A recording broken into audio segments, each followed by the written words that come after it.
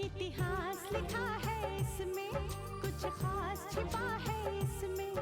इतिहास लिखा है इसमें, कुछ खास छिपा है इसमें। मर्यादा है, कोई वादा है, विश्वास रखा है इसमें। सात फेरों से मिला ये तो उपहार है, मेरा श्रृंगार है ये, मेरा श्रृंगार है, मेरा श्रृंगार है ये, मेरा श्रृंगार है। मंगलसूत्र, मंगलसूत्र, मंगलसूत्र, मंगलसूत्र, मंगलसूत्र, मंगलसूत्र,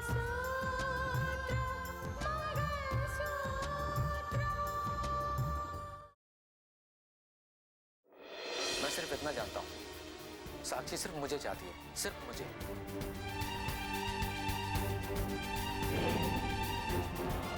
और तभी तुम्हारे पिताजी साक्षी को अपने घर की बहू बनाना चाहते हैं, ताकि हम लोग तुम्हें इस घर से बाहर ना निकाल दें। वो रितिका का फोन आया था। वो जानना चाहती है कि राहुल किस लड़की को पसंद करता है। रघुवीर जी से बात तो करनी ही चाहिए। जो भी है आप फैसला ले लीजिएगा और हमें बता दीजिएगा, हम मुहूर्त निकलवा लेंगे। मुंह मीठा करो बेटे। लीजिए लीजिए, आप भी तो दीजिए। खुदा रे। हाँ जी।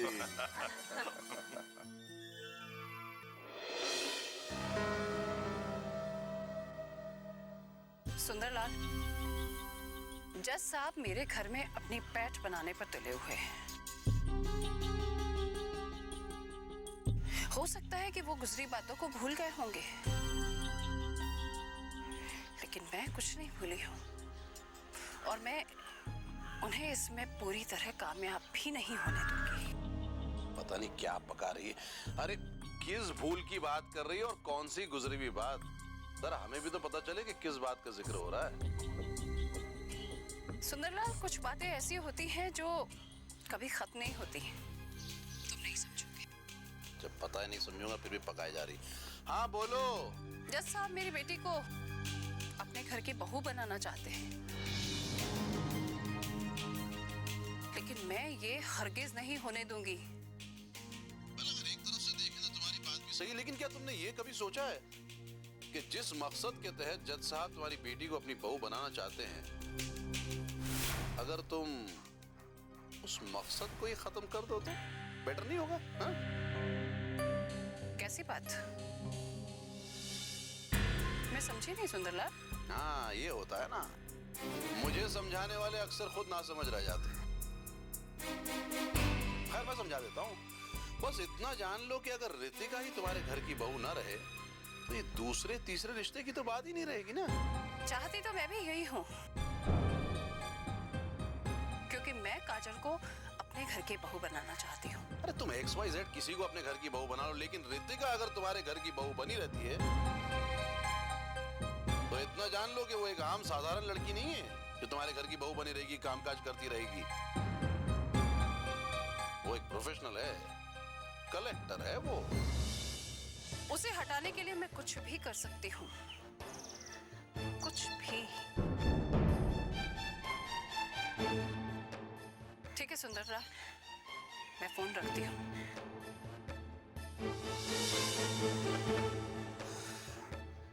तुम करोगी नहीं, मैं करवाऊंगा। सुंदरलाल बंसी बजा के।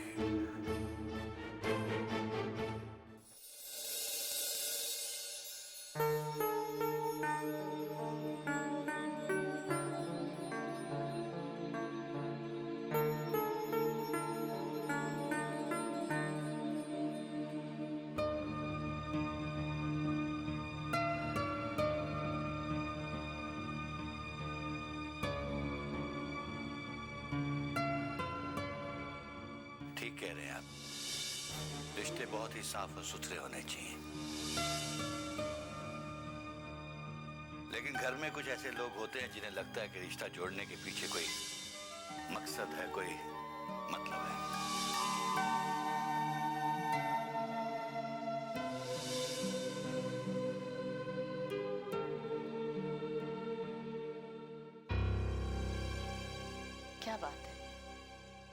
इतने परेशान क्यों हैं आप?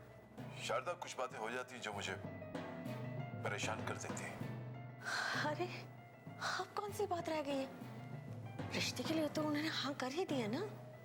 हाँ हाँ तो कर दी, लेकिन वो हाँ जो की है वो खुले दिल से नहीं की। उसमें एक, क्या कहूँ मैं, एक संकोच था। बातों बातों में उन्होंने हमसे एक बात कही कि उनके घर में कुछ लोग हैं जो ये समझते हैं कि इस रिश्ते के पीछे कोई ना कोई मकसद है। और एक बात उन्होंने नोटिस की, हम जब तक वहां थे तब तक सुजाता हमारे सामने नहीं आई। हाँ ये तो मैंने भी नोटिस किया, लेकिन एक बात बताओ, जगबीर जी ने हाँ कर दिया ना रिश्ते के लिए, वो सुजाता जी को जरूर मना लेंगे। चलो देखते हैं। मना लेंगे? ये क्या कह रही हैं आप दीदी? क्या ये छोटी बात है कि आप और भाई जी वहां रिश्ता मांगने गए हो और वहां पे लड़की की माँ ही गायब? कमाल है।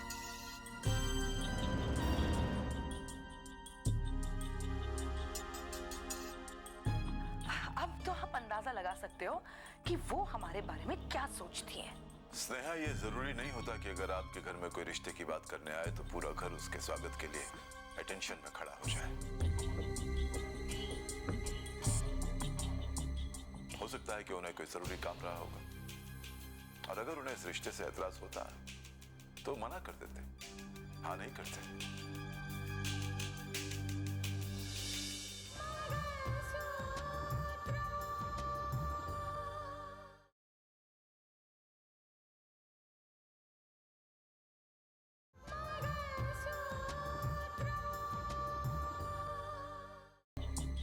हो सकता है कि उन्हें कोई जरूरी काम रहा होगा, और अगर उन्हें इस रिश्ते से एतराज होता तो मना कर देते, हाँ नहीं करते।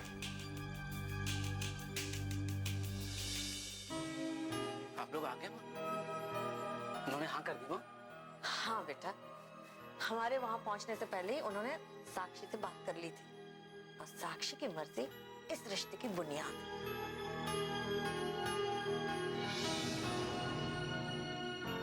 भैया तो बिल्कुल फिक्र ना कर, उन्होंने थोड़ा वक्त मांगा है और कुछ नहीं।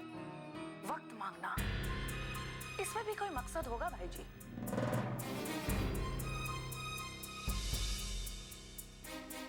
क्योंकि यहाँ पे तो पल भर में मंजर बदल जाते हैं।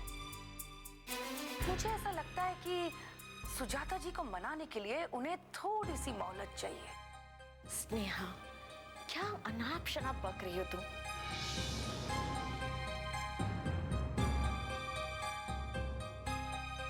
दीदी, आंखें बंद करके भरोसा करना ये अंधविश्वास कहलाता है।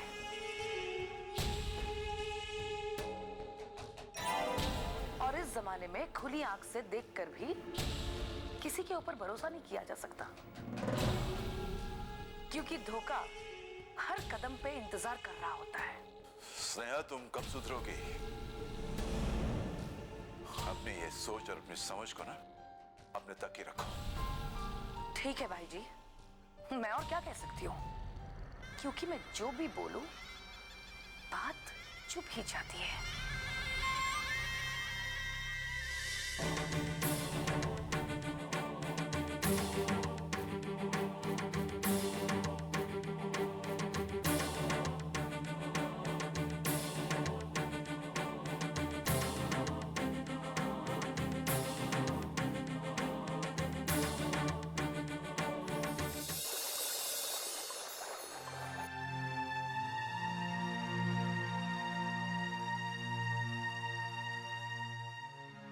क्या बात है बुआ जी?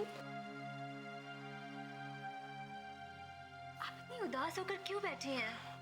देख न शालो, अभी तक उसका फोन नहीं आया। उसका मोबाइल भी बंद पड़ा है। तुमने उसे एसएमएस किया था ना, पर उसने अभी तक फोन नहीं किया। ओफो बुआ जी, आप इतनी परेशान क्यों हो रही हैं? हो सकता है राहुल भैया कहीं बिजी होंगे। आप देखिएगा, जैसे ही उन्हें मौका मिलेगा सबसे पहले वो आपको कॉल करेंगे। शालो, मैं एक बेटा खो चुकी हूँ, अब और कुछ खोने की हिम्मत नहीं है मुझ में। मैं जब भी राहुल से बात करना चाहती हूँ, उससे बात नहीं हो पाती, तो मेरा दिल बहुत घबराने लगता है। मुझे लगता है कि जैसे जैसे इस दुनिया में मेरा कोई रह ही नहीं गया। बुआ जी खुद को संभालिए बुआ जी। कई बार सोचती हूँ शालू, पहले तो मेरे 2 बेटे थे, सोचती थी कि 2 बहुएं आएंगी और उनमें से कम एक तो मुझे समझेगी, एक तो मुझे प्यार करेगी, मेरा ध्यान रखेगी। पर तुम तो जानते हो ऐसा तो कुछ हुआ नहीं। अब तो सभी उम्मीदें राहुल पे टिकी है। पता नहीं किस हालत में होगा, कैसा होगा, क्यों फोन नहीं किया उसने।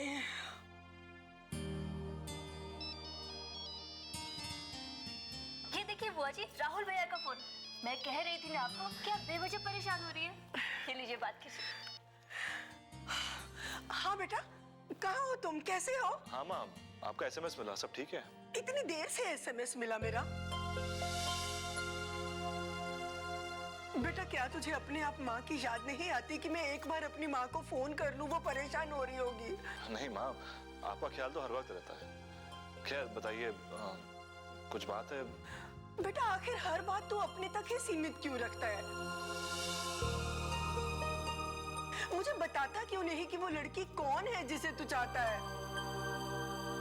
अरे कम से कम बता दे, मैं उसको देख तो लूं, उससे बात कर लूं। माँ, इतनी सी बात में इतना परेशान होने वाली क्या बात है? मैंने आपसे कहा था ना कि मैं आकर खुद आपको उस लड़की से मिलवाऊंगा। तू जब आएगा तब आएगा ना बेटा। माँ मैं जल्दी आऊंगा। नहीं, तू पहले मुझे उसका नाम बता, मैं उससे मिलूंगी, उससे बात करूंगी। अच्छा ठीक है, मैं काम करता हूँ, मैं उसे फोन करता हूँ और उसे कहता हूँ कि वो खुद आकर आपसे मिले। ठीक है माँ? अच्छा माँ, मैं अभी फोन रखता हूँ। बाय माँ। ठीक है, बाय।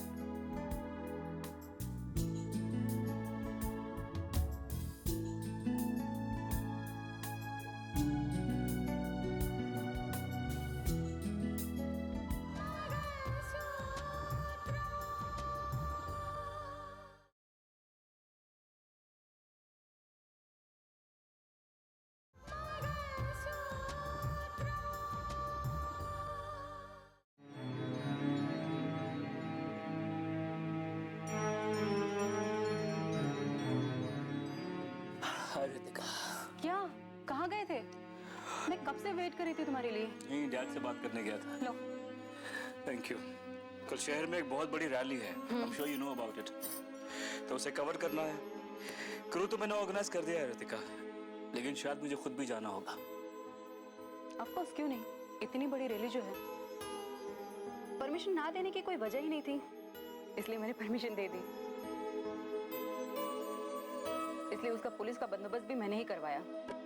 तुम्हें भी शायद वहाँ दौरे पर आना पड़ेगा। देखती हूँ, कल पहले मुझे ऑफिस जाना है, ऑफिस में बहुत सारा काम पेंडिंग है। और फिर मैंने पुलिस का बंदोबस्त इतना कड़ा करवाया है कि मुझे नहीं लगता कुछ भी गड़बड़ होने के चांसेस है। वो लोग शांति से रैली करना चाहते हैं तो फिर क्या प्रॉब्लम है? You know, उस रैली को गुलशन शाह का समर्थन ही हासिल है। अब देखो मानस, इतनी बड़ी रैली हो रही है, अच्छे मकसद के लिए हो रही है ना? तो अपना समर्थन देकर अच्छे लोगों के नाम की लिस्ट में अपना भी नाम डलवा दे। गुलशन साहब वही तो कर रहा है, लेकिन वो कुछ भी कर ले, मैं उसका चेहरा सबके सामने लाकर ही रहूंगी।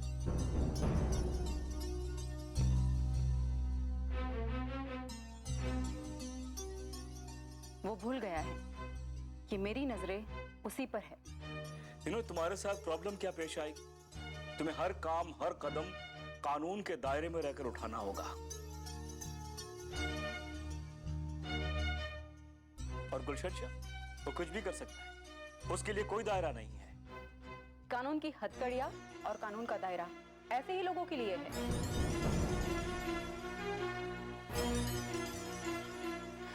मानस, एक बार, सिर्फ एक बार वो कानून के दायरे को लांघने की कोशिश करे, फिर मैं उसे समझाऊंगी कि मैं क्या हूं और इस देश का कानून क्या है। नो नो रितिका, गुलशन शाह को अपने जाल में फंसाना तुम्हारे लिए इतना आसान नहीं होगा। और इसमें भी तुम्हारी गलती है। जाल बिछाने से पहले ही तुमने उसे सतर्क कर दिया था। तुम्हें पता है मानस, जब इंसान गलत रास्ते पर चलता है ना, तो कितना भी सतर्क क्यों ना हो जाए, लेकिन गलती जरूर करता है। और फिर जिसे कानून तोड़ने की आदत हो चुकी हो, वो तो डेफिनेटली गलती करेगा। और मैं राह देख रही हूँ कि गुलशन शाह कब गलती करे। वो गलती करे और मैं उसकी गलती को उजागर करूंगी, तुम देखना। वेल रितिका, ये सच है कि तुम्हारी नजर हर वक्त गुलशन शाह पे रहती है, लेकिन ये भी सच है कि उसकी नजर भी हर वक्त तुम पे रहती है। रितिका, तुम्हें फंसाने के लिए, तुम्हें बदनाम करने के लिए वो बहुत चालें चल चुका है। याद है, संतोष के बेटे सुबोध को उसने तुम्हारे हाथों से अरेस्ट करवाया था ताकि उंगलियां तुम पे उठे, तुम्हारी बदनामी हो। वेल, देखते हैं मानस, उसकी कोशिश पर पछताने की जरूरत किसे पड़ती है, मुझे या गुलशन शाह को? देखा, आई लाइक योर कॉन्फिडेंस, लेकिन स्टिल हमें चौकन्ना रहना चाहिए। Is a dangerous man. Gulshan Shah दो मुंह वाला सांप है। एक फन से डसता है तो दूसरा फन तैयार रखता है अपनी सुरक्षा के लिए। वो कब कौन सी चाल चल बैठे, ये कोई नहीं कह सकता है।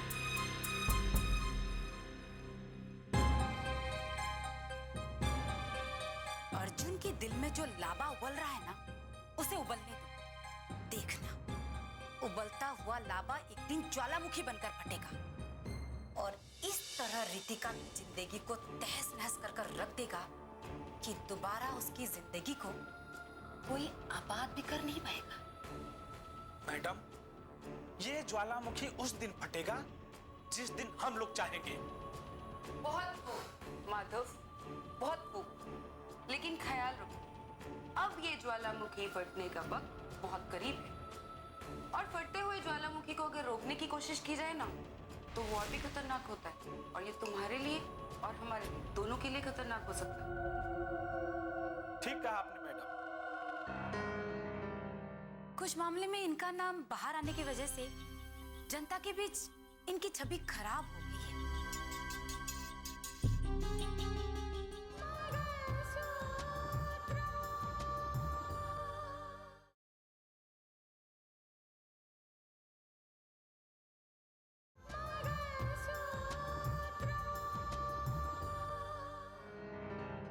कुछ मामले में इनका नाम बाहर आने की वजह से जनता के बीच इनकी छवि खराब हो गई है।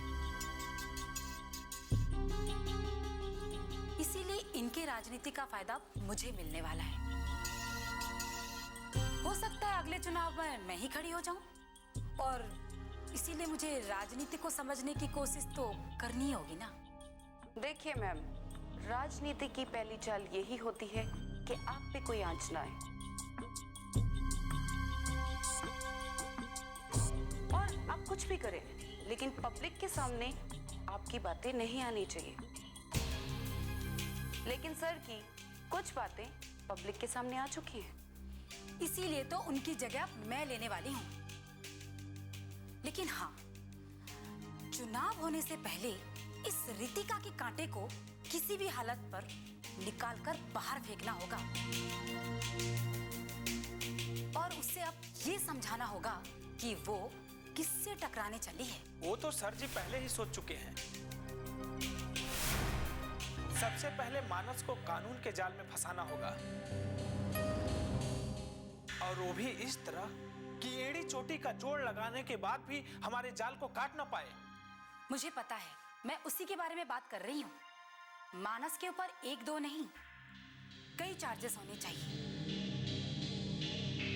ताकि रितिका पहले पति को बचाने के लिए हमारे सामने रितिका खड़ी हो, और दूसरी तरफ वही रितिका अपनी दूसरी पति को बचाने के लिए हमारे सामने नाक रगड़े। ऐसा ही होने वाला है।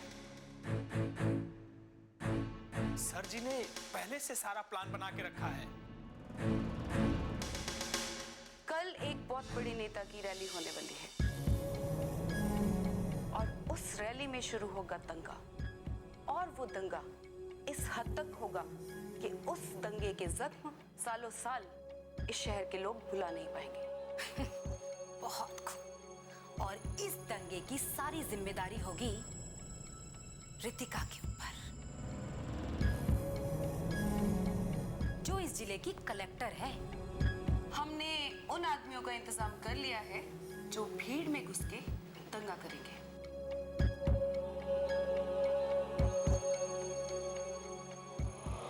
वालेकुम सलाम। वालेकुम अस्सलाम जमाल साहब। शायद नेताजी ने आपसे कुछ बात की होगी। हाँ भाई, की थी, जरूर की थी।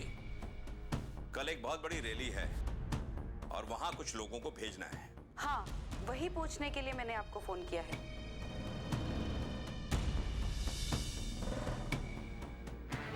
उस रैली में हिस्सा लेने के लिए आपके लोग तैयार तो है ना? हमारे लोग तैयार हैं और उन लोगों को ये भी पता है कि किस कदर और किस तरह की शिरकत करनी है। तो फिर रैली में सारे लोगों को भिजवा दीजिएगा। सारे के सारे लोग सही वक्त पर सही जगह पर पहुंच जाएंगे और अपनी जिम्मेदारियां भी बखूबी निभाएंगे। बिल्कुल फिक्र ना करें आप। खुदा हाफिज। Thank you. खुदा हाफिज। कल का सारा प्रोग्राम सेट हो चुका है।